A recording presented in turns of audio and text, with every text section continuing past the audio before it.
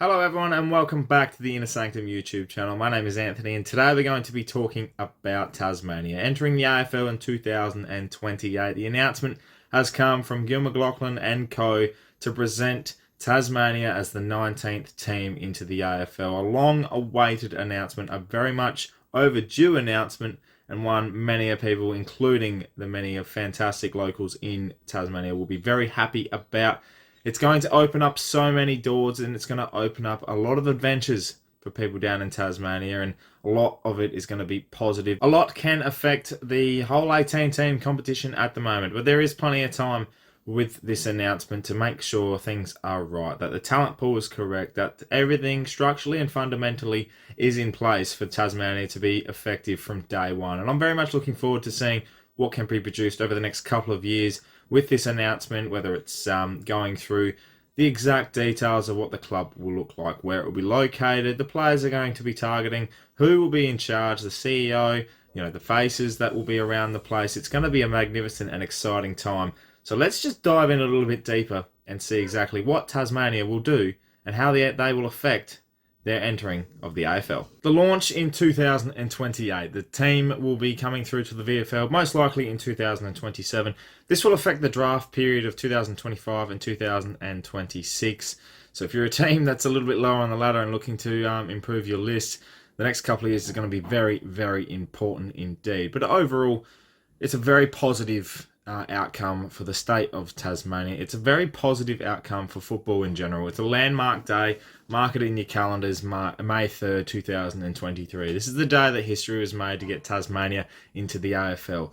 Now, the story in the background, many fans have been wanting it. There was demand back in 2010 when GWS and the Gold Coast Suns both entered the AFL, obviously 2012 and 2011 respectively, and Gold Coast was the obnoxious choice really from the AFL, and then obviously Greater Western Sydney followed suit, trying to build the AFL's brand in the States where it is a little bit less dominant compared to the NRL, and also competing with a new market as such and trying to expand what could be a very prominent factor.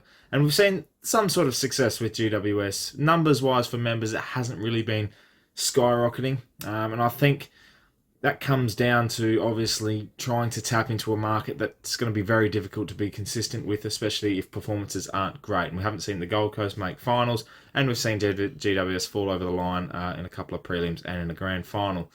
Tasmania essentially is going to be that team, that state, that club that is going to rejuvenise the state. It's going to be bringing a lot of people into the state itself, but also bringing some respect back for Tasmanian footy. It hasn't been there. It's been overlooked. It's been the underdog in terms of getting this license, and finally it is announced. And now to turn to what the team can be, where it will be located.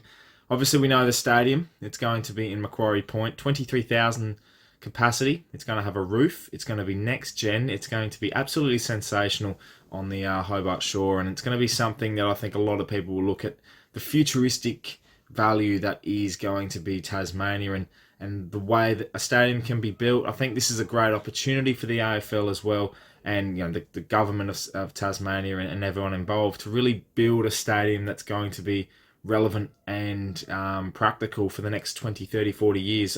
A stadium that doesn't need redevelopment every 5 or 10 years, or something that doesn't need to be changed. Obviously, the population, the growing energy and everything with the AFL and football in Tasmania, and the growth of investment could bring that capacity to to a 30 or 35,000.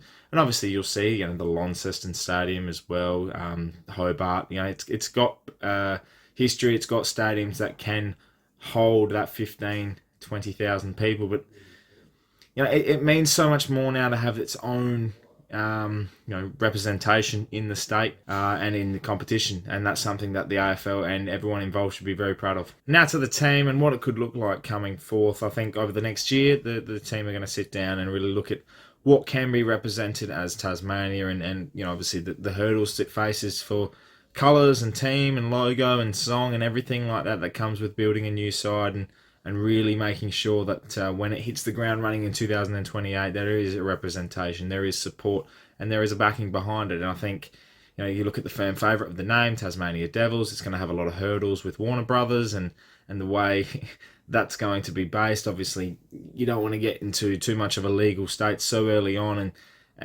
if you need to get around that, you definitely can look at alternative names and even club points and stuff like that can really help with making Tasmania the team that is represented in the AFL. That it's a little bit more localized, it's community driven. I personally, I've come up with the name Island State Spirit. I know that's in the spirit of Tasmania, and the name itself, Tasmania Spirit, would be very, very good.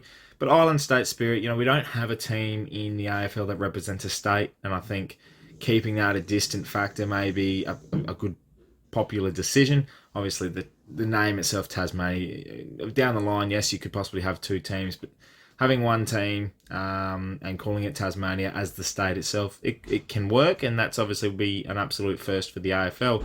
But an Island State Spirit would be a great name. It represents the island separation that is Tasmania, but it represents the state. It brings in the spirit of Tasmania and makes it its own little hostile environment as such. When you go there, you're travelling to Tasmania, it's like, oh, we're going to a part where this is going to be hostile. This is our territory, and if you want to affect that, you're definitely going to feel it when you're over here.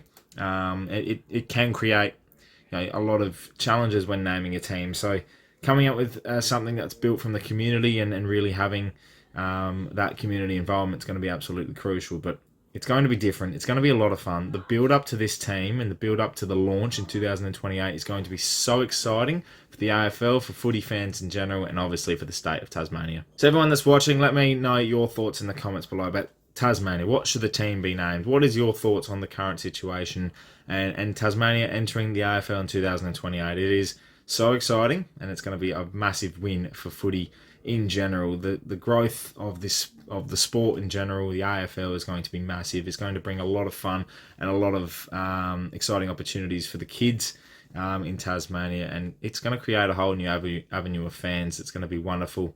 It's a footy state, and we're very much looking forward to it when it comes in 2028. So make sure tune in to this Inner Sanctum for plenty more content about the AFL and other sports in general. Check out the website as well for all the latest stories. And we look forward to seeing you very soon on the Inner Sanctum. Thank you so much for watching.